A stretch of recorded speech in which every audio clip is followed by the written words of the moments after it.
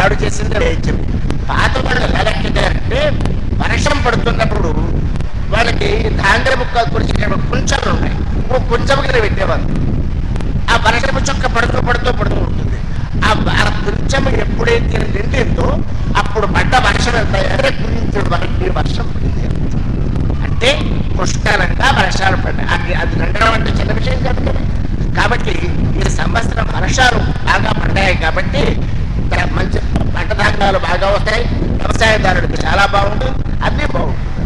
కానీ రాజకీయంగా మాత్రం చాలా అవకతవకలు జరిగేటువంటి అవకాశాలు ఈ సంవత్సరం చాలా ఉన్నాయి. కారణం ఏంటంటే రాజకీయం అంతా సైన్యంలో ఉంది. సైన్యం ఉన్నవాడు ఎవరి చేతిలో ఉన్నాడు? శని చేతిలో సైన్యం ఉంది. కాబట్టి ఒక రాజకీయ వాతావరణం మినహాయిస్తే అలాంటి వాళ్ళందరికీ చాలా సుభిక్షంగా హాయిగా ఉంటుంది. అది ఈ సంవత్సరం తాలూకు సామాన్య పక్షం. ఈ సంవత్సరం సామాన్యం అయిన తర్వాత నెమ్మదిగా మన దగ్గరికి వస్తాం. మన దగ్గరికి వస్తే మొత్తం దీన్ని ఎలా చేశారు అంటే సంవత్సరం అంటే చెప్పారు కదా 360 రోజులు. 360 రోజులు అంటే చదువుకున్న వాళ్ళకి తెలుస్తుంది. ఒక వృత్తం 360 డిగ్రీలు ఉంటుంది. సరళ రేఖ 180 డిగ్రీల్లో ఉంటుంది. వృత్తం 360 డిగ్రీలు ఉంటుంది. 360 డిగ్రీల వృత్తాన్ని 30 డిగ్రీలకు ఒకరికి గీత గెలుచుకుంటూ వచ్చేది.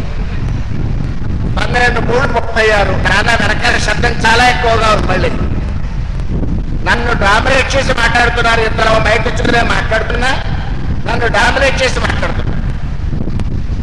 కార్యకర్తలు వాళ్ళు కూడా ఏం చేస్తారంటే పక్క వాళ్ళు కూర్చోబెట్టి చేయండి మాట్లాడలేదు. 30 డిగ్రీలకి ఒక గీత గీసుకుంటే దాన్ని రాసులుగా 360 డిగ్రీలు బై 3 చేస్తే 12 రాసుల కింద. అంటే ఆ 12 రాసుల్లో పుట్టిన వాళ్ళ యొక్క గ్రహ బలముల మీద మన ఆధారపడి అయితే ఇక్కడ గుర్తుపెట్టుకోవాల్సి ఉంటుంది. ఈ గ్రహాలు మిమ్మల్ని ఏమీ చేయలేవు. ఎప్పుడు మనకు గురువు యొక్క అనుగ్రహం ఉంటాయి. గురువు అనుగ్రహం లేని వాడినే గ్రహాలు ఏడిపిస్తాయి. గురువు అనుగ్రహం ఉందనుకోండి, ఈ గ్రహాలు ఏం చేస్తాయంటే గురువు గారు నాయన కాసేపు ఆగి వెళ్ళా బాబు, కంగారు పడపోతాడు. నువ్వు బయటికి వెళదాం అనుకుంటున్నావు, బయటికి వెళదాం అనుకుంటుంటే అలా బయటకు వెళ్ళే సమయానికి వేసుకుంటారు, వాడు వచ్చి డామని కొడేస్తాడు. కానీ అప్పుడు గురువు గారు ఏమంటారంటే కాసేపు ఆగి వెళ్ళు. అక్కడ స్కూటర్ యాక్సిడెంట్ అవుతుందని గురువు చెప్పడు, కాసేపు ఆగి వెళ్ళు అన్నాడు. లేదంటే టైం అయిపోతుంది అయితే ఓ నిమిషం 5 నిమిషాలు ఆడిస్తామండి.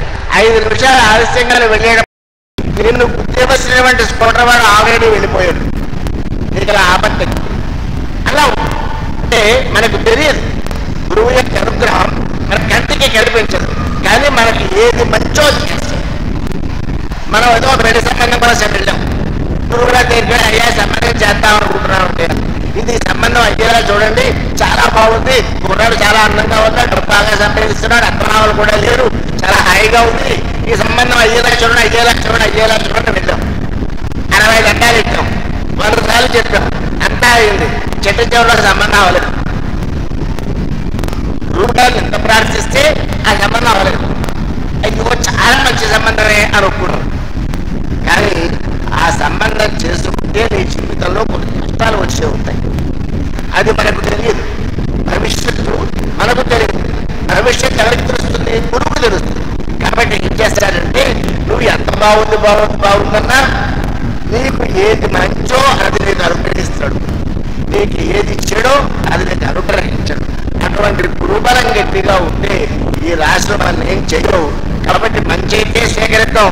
కాస్త మన కష్టంగా చెప్తున్నప్పుడు ఆ కాసేపు గురుచరణం చేస్తే ఆ కష్టాలన్నీ తగ్గిపోతాయని చెప్తూ మొట్టమొదట్లో మేషరాశి మనకి ఈ సంవత్సరం ఎలా ఉంటుంది అనే విషయం గురించి ఆలోచిద్దాం. మేషరాశి అంటే అశ్విని, భరణి, కృత్తిక ఒక పాదం.